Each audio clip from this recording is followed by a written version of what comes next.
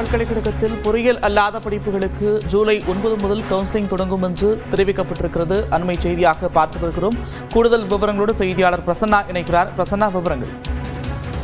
நந்தா, தமிழ்நாடு வேளாண்மை பல்கலைக்கழகம் மற்றும் அண்ணாமலை பல்கலைக்கழகங்களில் 2025-26 ஆண்டுகளுக்கான பொறியியல் அல்லாத படிப்புகளுக்கான கவுன்சிலிங் அட்டவணையானது அண்மையில் வெளியிடப்பட்டிருக்கிறது. அதன்படி 7.5% உள்ஒதுக்கீடு மற்றும் பொது இடஒதுக்கீடுக்கான ஆன்லைன் கலந்தாய்வு ஜூலை 9ஆம் தேதி முதல் துவங்கி 15ஆம் தேதி வரை நடைபெறுகிறது.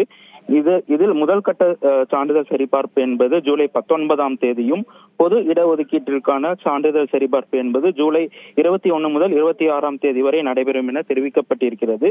அதே போன்று இரண்டாம் கட்ட சான்றிதழ் சரிபார்ப்பு என்பது உள்ளொதுக்கீட்டிற்கு ஜூலை 29ஆம் தேதியும், பொது பிரிவுகளுக்கு ஜூலை 31ஆம் தேதியும் நடைபெறுகிறது. அதனைத் தொடர்ந்து 3 மற்றும் 4ஆம் கட்ட சான்றிதழ் சரிபார்ப்பு பணிகளும் நடைபெறுகிறது. அதே போன்று மாணவர்களுக்கான கல்லூரி துவக்கம் மற்றும் ஓரியன்டேஷன் செப்டம்பர் 3ஆம் தேதி நடைபெறுவதாக தமிழ்நாடு வேளாண்மை பல்கலைக்கழகம் தற்பொழுது அறிவித்திருக்கிறது. நந்தா, நன்றி பிரசன்னா, விவரங்களுக்கு.